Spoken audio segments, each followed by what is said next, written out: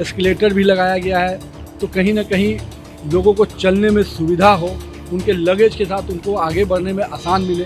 तो स्टेशन की जो देश के अन्य राजधानियों के जो स्टेशन में जो सुविधाएं होती थी, अब पटना राजधानी में भी वो सुविधा नज़र आए, इसका प्रयास माननीय मुख्यमंत्री जी ने किया है और बहुत जल्द इस योजना का शुभारंभ मुख्यमंत्री जी करेंगे। पटना स्मार्ट सिटी के तहत मल्टी हब पार्किंग का निर्माण कराया गया है, जो पटना जंक्शन से जीपीओ की ओर निकलेगा और जीपीओ से सीधे पटना जंक्शन पर कोई भी यात्री जो है ट्रेन पकड़ने के लिए या फिर अन्य किसी कार्य के लिए आप पहुंच सकते हैं। तस्वीरों के माध्यम से देख सकते हैं, ये भूमिगत पैदल यात्री मार्ग मल्टी मॉडल हब जो है मल्टी लेवल पार्किंग है, ये बनाया गया है। और इसके निरीक्षण करने के लिए जो मंत्री हैं नितिन नवीन, वो खुद यहाँ पहुँचे हैं। और उसके साथ ही आपको बता दें कि जो बड़ी पदाधिकारी हैं वो भी यहाँ मौजूद हैं। तो एक तरह से कहा जाए कि जो आम लोगों की जो जाम की जो समस्या होती थी उससे बचने के लिए ही काफ़ी व्यवस्थित जो है वो किया गया है।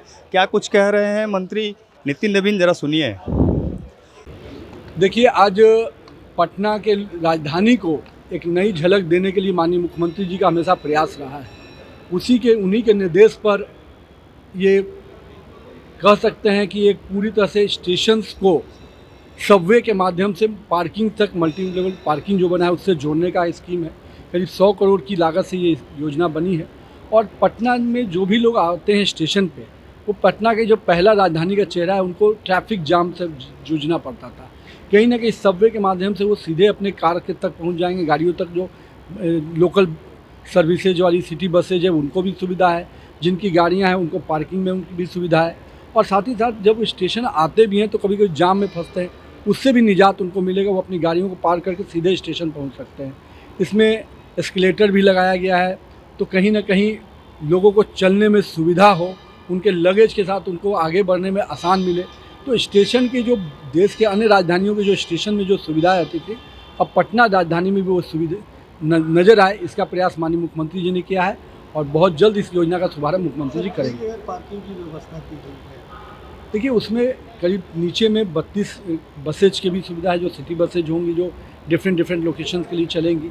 साथ ही साथ ऊपर में छोटी गाड़ियों का भी पार्किंग का व्यवस्था किया गया है, तो करीब 250-300 गाड़ियाँ वहाँ भी जमेंगी। और इसके क्षमता को और बढ़ाना, साथ में जो हमारा पुराना मल्टी लेवल पार्किंग है उसको भी कैसे और गो थ्रू कराना, इस पर हम लोग काम करें। इसकी कनेक्टिविटी पुराने जो हमारे पार्किंग है उससे भी किया गया है, तो कहीं ना कहीं उसको भी सिस्टम में लाने का हम लोग प्रयास करें। स्टेशन के इर्द गिर्द बहुत सारी दुकानें जो है वो सजी रहती हैं, तो क्या इसके अंदर में वो दुकानें को फिट किया है? देखिए, इसके अपने अलग तरीके हैं। यहाँ पर जो है इसको बेसिकली पटना का जो पहला चेहरा है वो चेहरा बदले, जहाँ तो दुकानें हैं उनको भी वेंडिंग जोन बनाकर अलग से व्यवस्थित करने की योजना है।